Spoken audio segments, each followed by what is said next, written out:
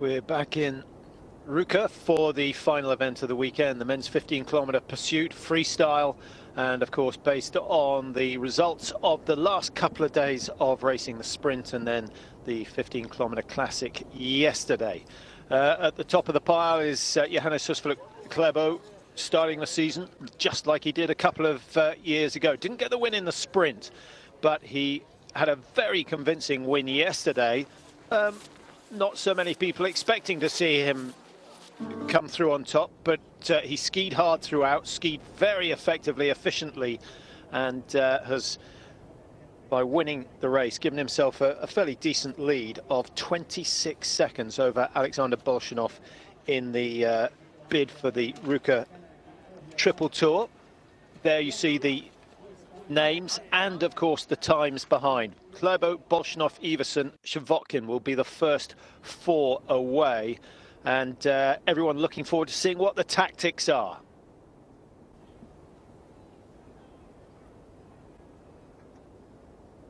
Conditions just about perfect, Mike. Conditions really are. You can see the sun is going down now, so the temperature beginning to drop away just a little.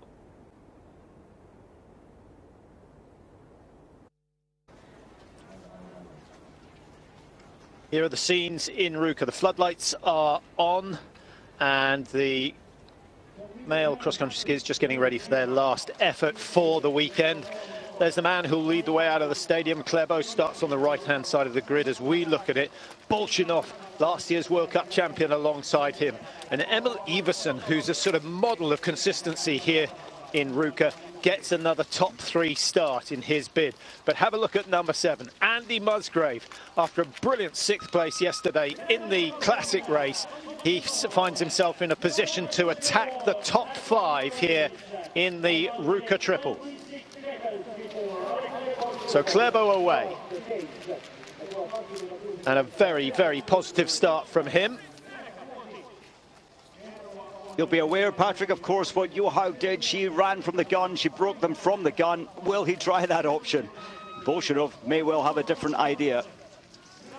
Well, Bolshunov, he closed down a couple of seconds in the first 20 meters. Absolutely astonishing. Iversen wants to get onto the shoulder of the Russian. That's not going to be an easy job, but if he does do it, then those two could work together.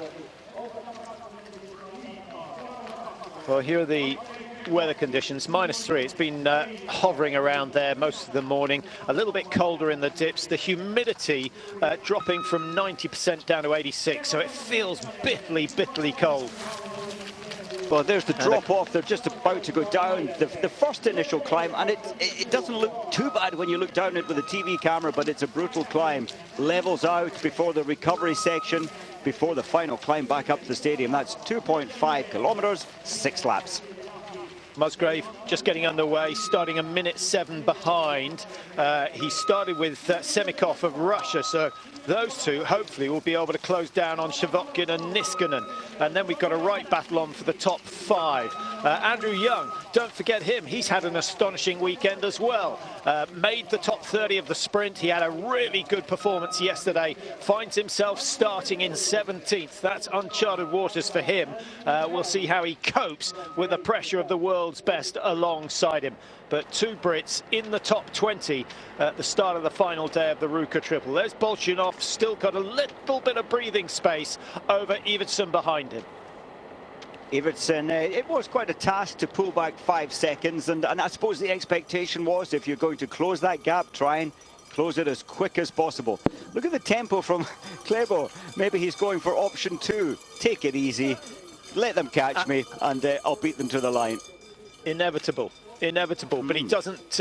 I just don't see, you know, racing on your own, even with a 26-second lead, racing on your own is hard work, Mike. And I think he reckons his easiest option is to get to halfway and then join the group and out-sprint them at the end. Risky, yes, but when you're as quick as he is, I think it's highly likely that he'd come out on top. Yeah, that's only 4 seconds at the moment, so although he looks like he's on a Sunday afternoon cruise, and so does Bolshunov, actually. They know the distance, they know it's 15 kilometers, and this track they all respect it so much. It bites you later. We saw that yesterday in the classic race. Some who really pushed the pace early, they did lose pace in the latter stages. So I think all the leaders are going to take it easy. The chasers have to give it everything to close gaps, make contact. Number 4 is Shvotkin, yep. Yeah, looking, he's pulled back his second of Klæbo. So what about Andy Musgrave? 105 now. Started 107, so that's good news, but has he got any closer? He's still 10 seconds behind Niskanen. He was 12, so he's made a little bit of ground on Niskanen and Shvotkin. And Semikov at 106, still with Musgrave, but look at the strength behind them. There goes Andrew Young wearing 17. Niskanen looking nervous, Mike, constantly looking over his shoulder. I wonder whether he feels he needs to share the work with Shvotkin. He wants that, and hasn't he done so well over the last number of years? Of course, 3rd place last year in the overall, and he was challenging last year 7th. And of course, he is a former winner, a 6th the year before that. And yes, you have to go back 4 years before he took the... Well, that was the classic 15-kilometer here by 10 seconds. In these sort of conditions at -3 with snow that they've been on for the last couple of days, do you see any chance that one team will have vastly superior skis to another team? I don't think so. I mean, it's not difficult conditions, as you say. The conditions much the same for the women as it is now for the men. And the only thing this season where it was supposed to be the implementation of no usage of fluorocarbon waxes. That's actually been scrapped. They're looking to implement it in the summer next year. So they'll all be on the top end waxes to get the maximum glide. Oh, a stumble annoyingly there for Iversen. He was level and to the right, but that'll annoy him. Well, just a little careless, really, but they've all done it. Planted the pole inside the skis, and round comes Klæbo. First of 6 laps completed, and we've got what, just over 5 or just under 5.5 minutes. I think so we're seeing a very different. Here's the trip again. So who was at fault? The 2 big guys. Nobody really. Although Bolshunov maybe should have respected the athlete. I think he could have given him a little more space. He might remember that. Might remember that move for the 6th and final lap. Yeah. Well, look at that. 23 behind. They started 26 behind, surviving well ahead Klæbo at the moment.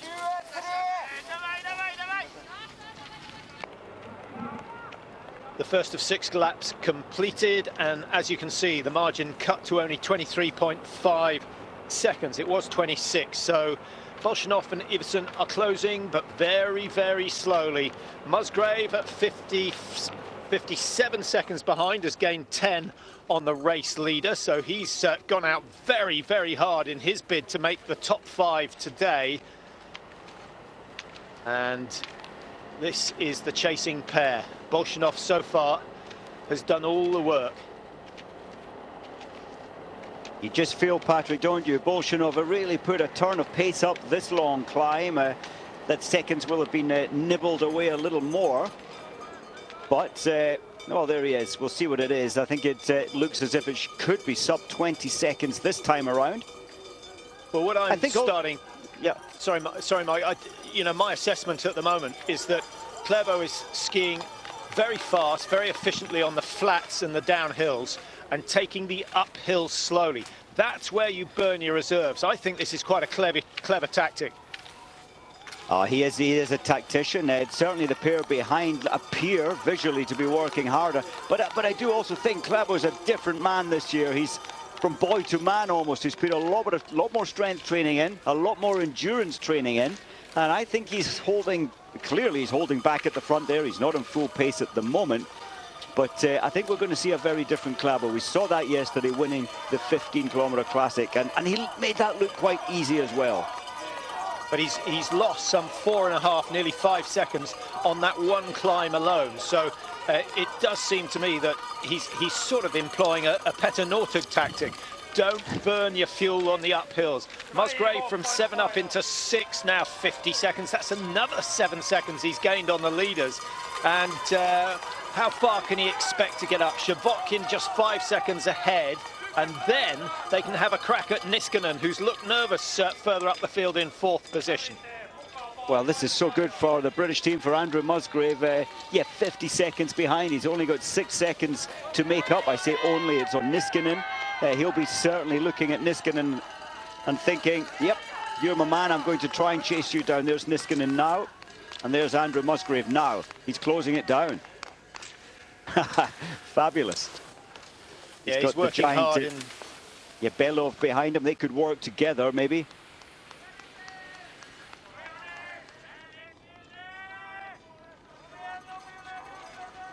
Skate 2, the dominant technique nowadays. Used to be, in the old days, used to be about 10%. By last year, it was up to 80% of the technique was skate 2, or double dance, as some call it. And nowadays, I should think that's closer to 85, probably knocking on the door of 90%, because they are capable of using it up fairly steep gradients, as well as on the flats.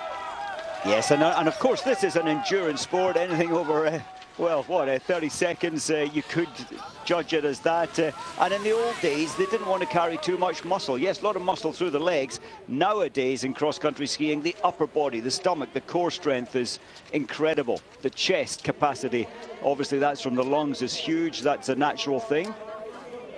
And I think Klæbo is just is comfortable. He won the, sorry, he came second in the sprint. It's been 3 very hard days. He went through to the final. Getting that information that they're really attacking, closing down now. So what are you predicting for this next split, Mike? It was 19 just over 1.5 kilometers ago.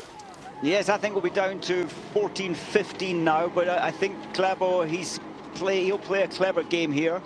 He knows Iversen can sprint. In fact, the 2 times that Klæbo has won this event, he won it by, what, 1.8 seconds ahead of Iversen last year, and only by 0.4 of a second 3 years ago. And I think that was Sundby he was head-to-head with that time. Certainly was. In fact, talking of Sundby, this venue, this is the man's course in terms of you become a top-class racer if you win here. And Sundby won that in 2008, his first win at World Cup, and then went on to win so many, I think, what, 39 or 40 overall. And Klæbo did that yesterday to win an outright time trial over 15 kilometers on these tracks. So he really has landed. And I think Petter Northug as well, it was his first victory in the 15 Classic on these tracks, and then went on to do great things. So Klæbo must be feeling pretty good that he managed that task as well. Musgrave back down into 7, but still very tight, working well with Belov. And we've got Piroshkin, who's also started to make an appearance up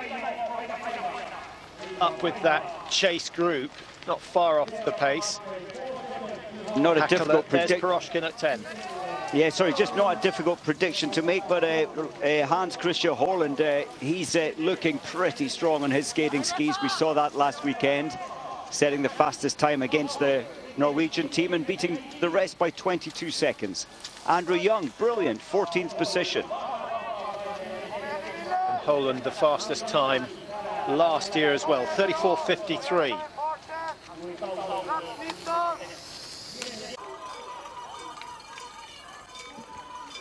Welcome back to Ruka. 19 seconds was the margin last time up the hill, and now it's down to 6.5. Bolshunov and Iversen are closing the gap. And of course, we're now interested in the gap between those two and positions 4, 5, 6 and 7.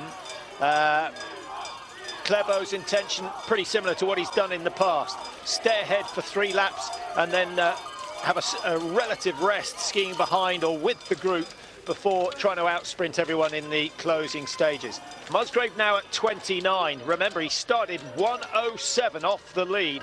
That is an indication that Klæbo has just eased it up, but they've hit the flat. He'll keep the pace up on the flat section.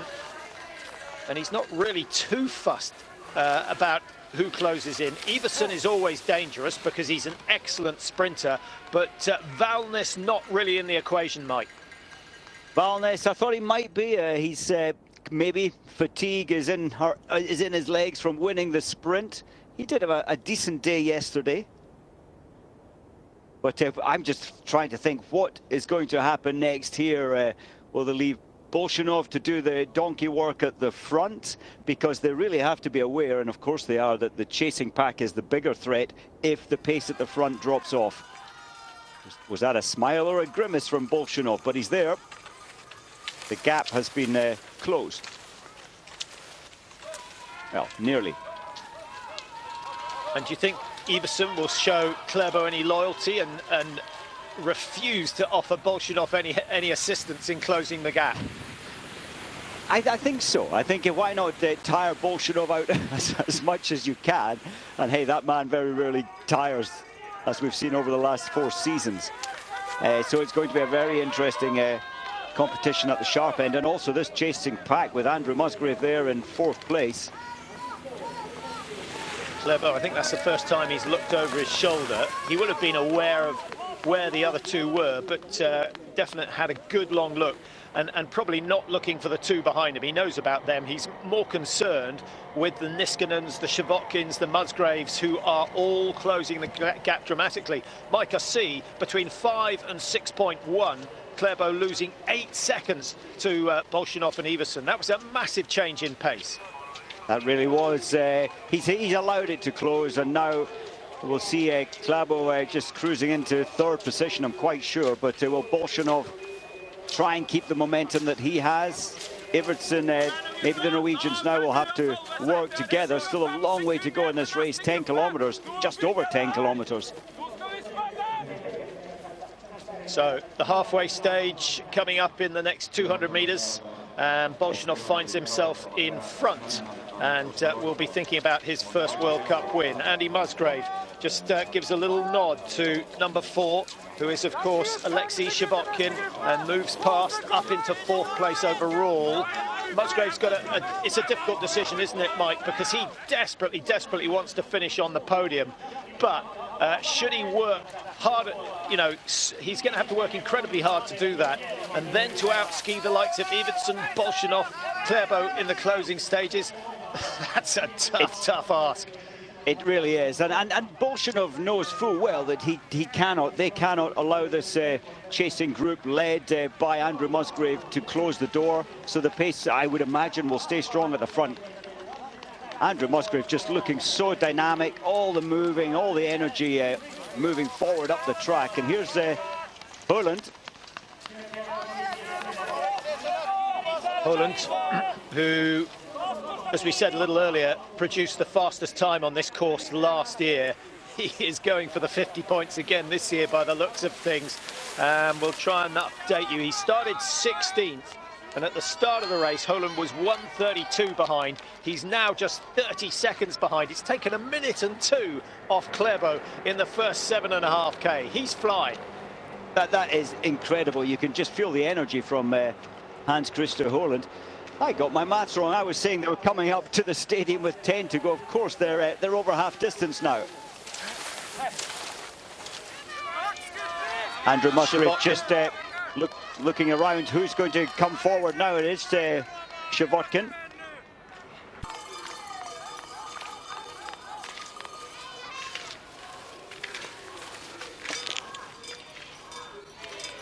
So Bolshunov still taking the initiative, or being given the lead position. Not always an advantage, never is an advantage. You're taking that headwind, and here's the chase group. 24 seconds between the 3 leaders and the chase group last time, and it's been cut by 0.2. Nothing significant, but what is significant is the fact that Hans Christer Holland has joined that group.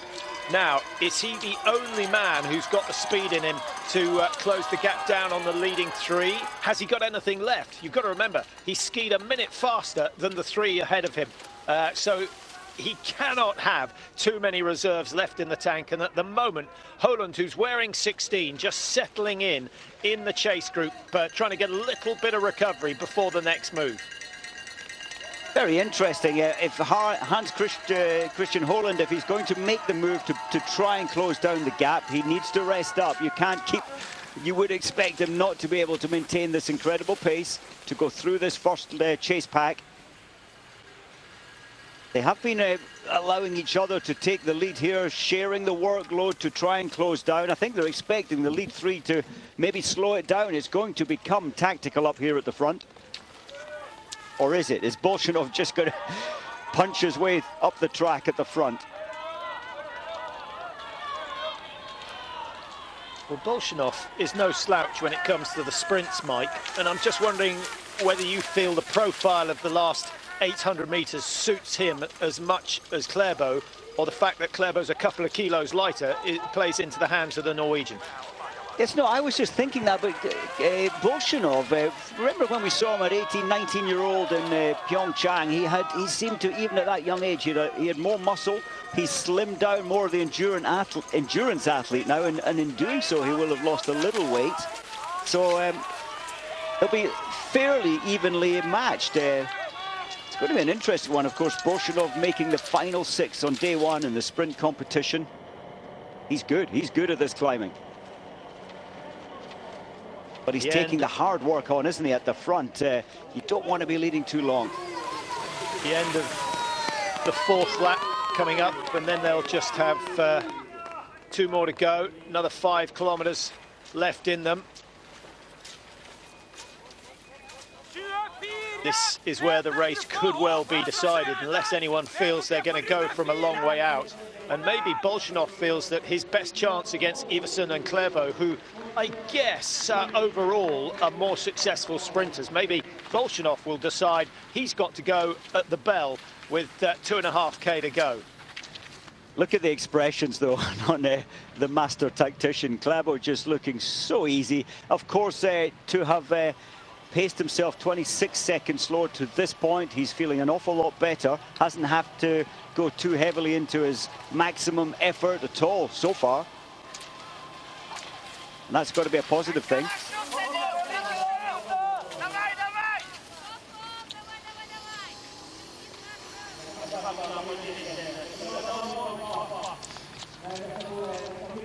And they get a chance to see the chase group as they head out of the stadium, and I think they'll be a little bit relieved that they've managed to extend the gap, and not by an insignificant amount. That's 5, 6, 7 seconds gained by the leading 3, and they probably did most of that on the climb up into the stadium. The pace was pretty brutal, set by Bolshunov. Musgrave down in 8, but still in contention for a 4th place here, unless that group decide they can close down on the 3 leaders. But I think, as we saw in the women's pursuit, the chase group have decided that is not at the moment a possibility.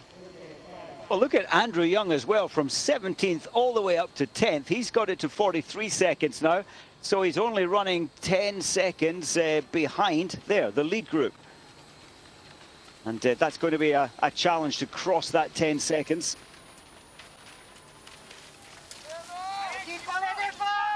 The climax still to come. 2 laps remaining of 2.5.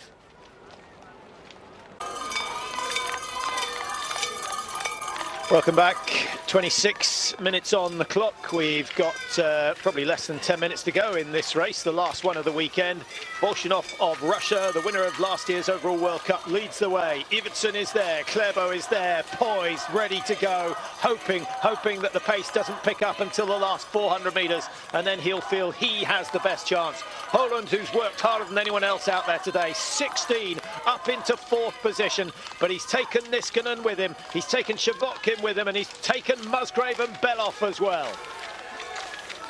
So impressed with Holland, fearless. He did rest up in the group there. Now he's trying to open the pace up. What about Bolshunov doing all the hard work at the front? But he doesn't seem to be fazed by that. He knows that the 2 Norwegians are top-class sprinters. He is good as well, but he's trying to hurt them, trying to tire them out on the track. I think that was Holland saying, come on, somebody else help me out here.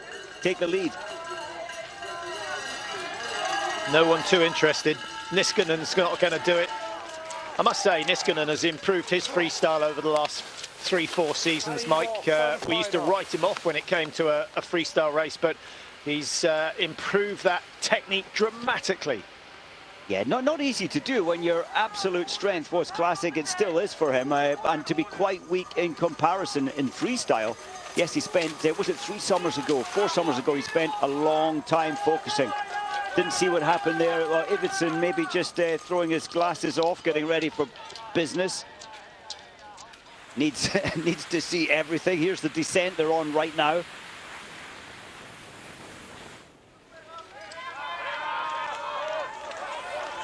And Holland still out front. I think that is an indication that they're unlikely to catch the leaders. But having said that, in the 1100 meters between 10 and 11.1, Holland went from 32 behind to 25. So that was a 7-second gain. Remember, it's only a 15-kilometer race, so he's got to do exactly the same again. He's got to keep that pace differential up if he wants to be anywhere near the leading group of 3. But one thing we know for sure is that once that last lap starts, the pace in the leading 3 is going to build and build and build until it's all out up that final hill into the stadium. I thought, Patrick, we might see more from Erik Valnes, of course, the leader on day 1 and in the sprint competition, but he's dropped back 1 place from 25th to 26th. I think Bolshunov will try and break on this last lap early. He'll try and get rid of them on the track. That's not going to be easy, but may well be his best option. Well, here's the chase group with Andrew Musgrave. We should also mention Andrew Young, who started in 17th place. He's sitting in 11th. He's in the second chase group, which last time, going through 11.1, they were only sort of some 7 or 8 seconds adrift of the main chase group. So Andrew Young having a cracking race. What a brilliant start to his season. Very, very much in contrast to last year. So hopefully he can keep that going. Top 15 for him would be amazing. He's there at the moment through 12.5, and now we wait to see what the margin is. Last time at 11.1, it was a 24-second gap between 3rd and 4th. Interesting there in the chase pack. No one really wanting to take the lead there. Andrew Musgrave taking the lead. I thought he was going to put a little turn of pace in there, a big change of pace. He may well still try and attempt that. They all know each other very well. They know how they skate. They know how they compare to each athlete in this pack. And nobody really wanting to lead. They're desperate to close the gap, but it takes a lot of effort. Well, that gap's not going to close. I think we've got to be realistic about that, Mike. And I'd rather see Muzzy sitting in 2nd or 3rd position in the chase group, trying to conserve something for the last group. Remember the skiathlon back in Pyeongchang, where he put in an incredibly bold move to try and shake everyone off, and it actually cost him a top 5 position. And that's why it's tactical in this chase group, because yes, that gap is unclosable at the moment.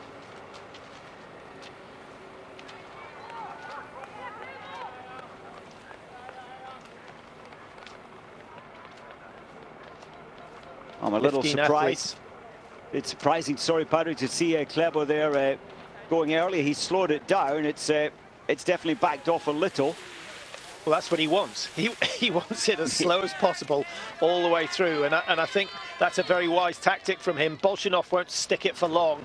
He'll lose his patience. There he goes. He says, I'm not having any of that, because he knows that the slower the last lap, the better the chances for one Johannes, Høsfolt, Klæbo. And these two have had some duels over the last 3 seasons. It's good to see them going head-to-head again at the early stages of this one.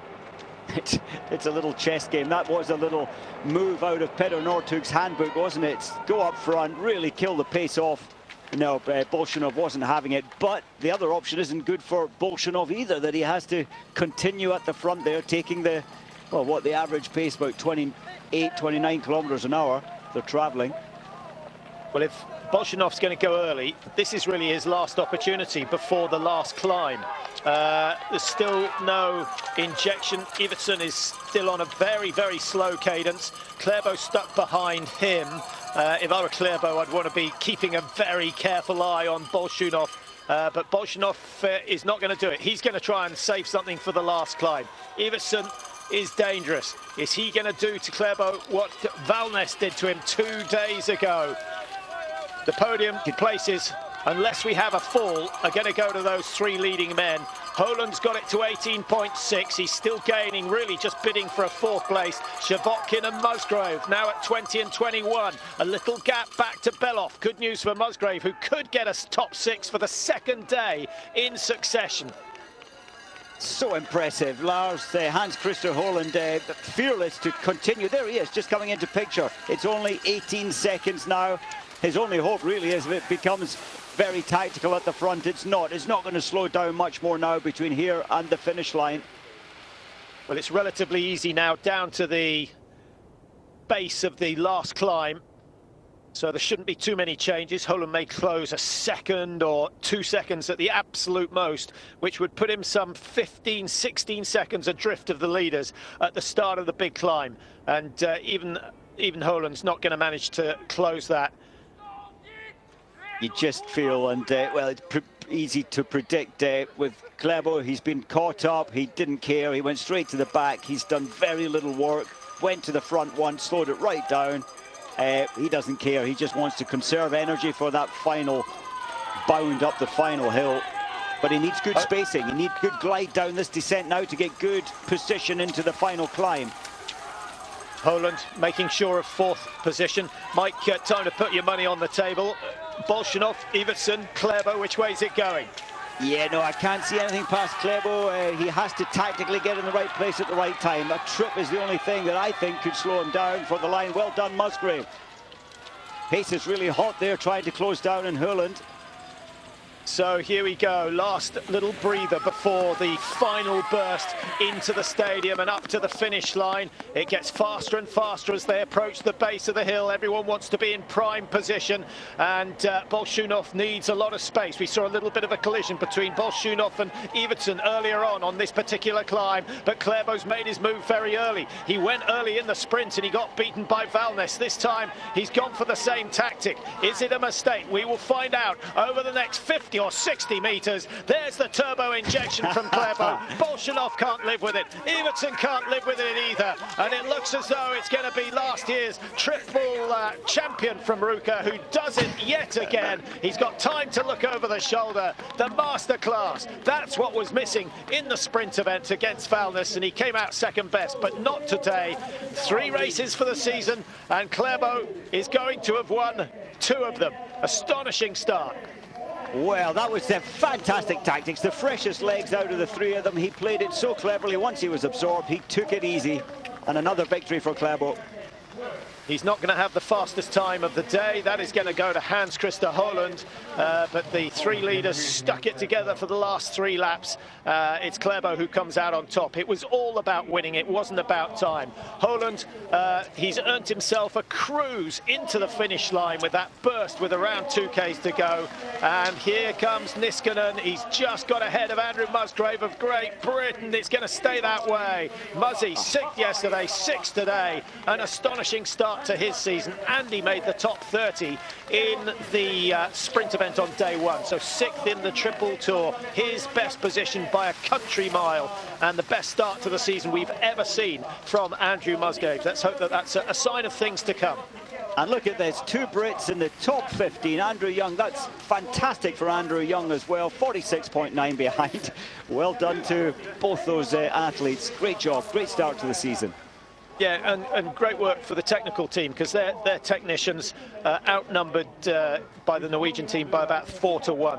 So they've done a marvellous job getting the skis prepared, getting the athletes prepared for the start of this season. Interesting when they crossed the line, Klæbo and Bolshunov. I know we're in strange times with the virus, but they weren't even interested in talking to each other or congratulating. They probably will now, but nothing said as they crossed the line. Yeah, Beloff didn't have a problem going up to the race winner. Yep. As you see the positions, Ruka down in 16. Mike, he'll be disappointed with the start of his year.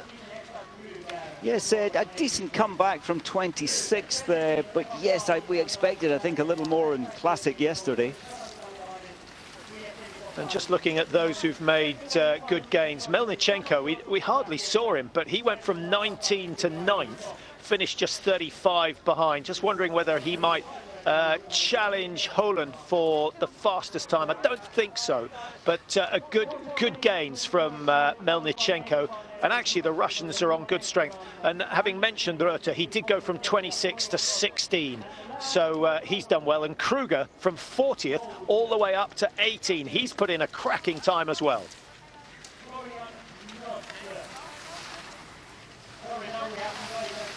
A lot of the athletes starting in a wave start. So some of the positions will not quite be accurate at this stage. Yes, you mentioned Kruger, but he wasn't. He was just ahead of that wave at 240. He started, 234 behind. He got it down to 137.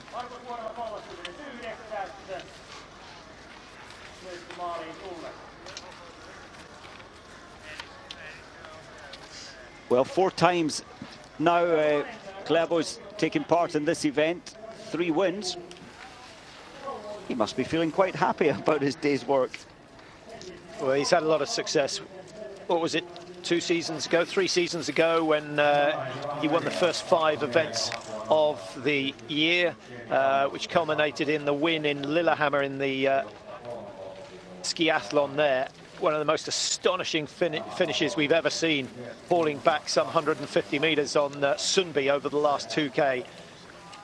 But he's shown us that he means business this year. So from what we've seen, Mike, the champion at the end of 2021, assuming we manage to get all the races underway, will it be Bolshunov? Will it be Klæbo? Will it be another? They are the 2 most unique athletes I think I've seen in my time in cross-country skiing. Those 2 at the front, Bolshunov, Klæbo, and they are so strong mentally. Klæbo was not happy that he was winning all the sprints last year. He wanted the overall as well. The man behind him was desperately keen to do that, so they're going to push each other again all season. But for me, Klæbo has improved more in the summer months, and he really was focused this summer in lockdown, dedicated his whole time to training, and he's been very careful to keep as far as he can from the virus. Doesn't do interviews. When he went to the roller ski race in Sandnes in August, he drove the 14 hours rather than fly. He's just really protecting himself. He desperately wants this overall again. And with that victory, Norway. Johannes, Høsfolt, Klæbo. It was a very tactical race you showed us here at the final of the Ruka Triple. How do you feel? Yeah, I think it was a tough day today. I felt I was opening in a quite okay pace, but yeah, I was just getting really bad time from my coaches, so I just decided after 2 laps there that I'm going to wait for them and hope that my legs are okay to join them and hopefully have a good finish. And yeah, it was really hard out there today, but it's for sure it's really cool to win another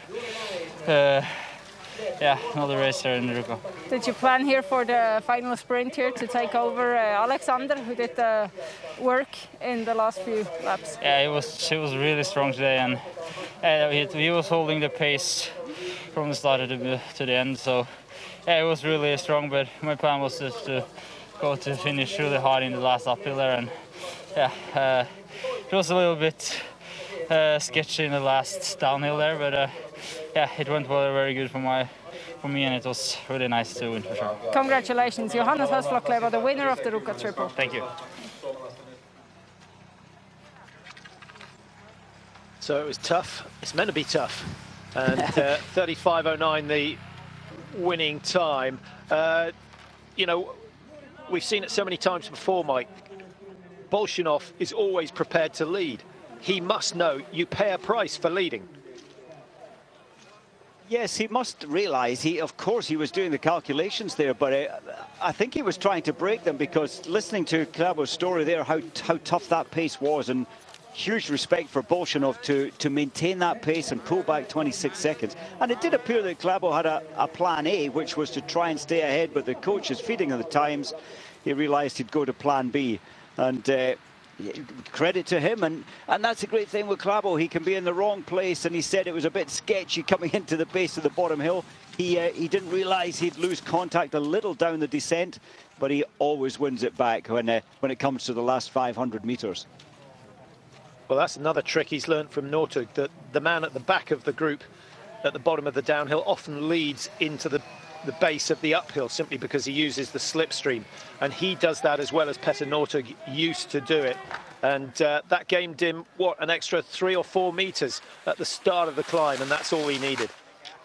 He just needed to be ahead. He wanted absolutely to control the last hill because he wanted the element of risk taken away, and if there's someone beside you, that's risk. He wanted the front, and he got it. So Klæbo makes it 2 wins from 3 for the season. The yellow bib firmly on his shoulders.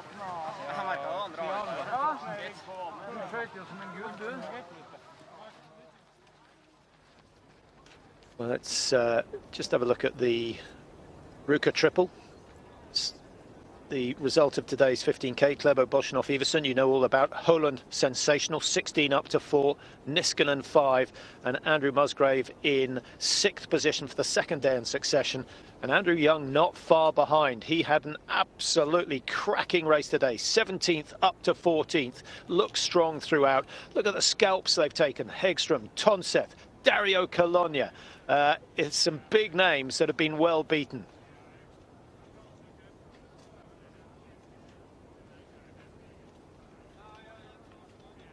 Three minutes separating the top 45 or so. And that wraps up the action from Ruka for this weekend. We stay here for next week as well. And so the Nordic season well and truly underway. Congratulations, Therese Johaug, winner of the Women's Triple Crown, and Klæbo wins the Triple Crown for the 3rd time. Almost unbeatable here in the north of Finland. Well, thanks for your company, and hopefully we'll see you in a couple of weeks' time. Lillehammer, of course, cancelled, and we'll look forward to the resumption of the cross-country tour.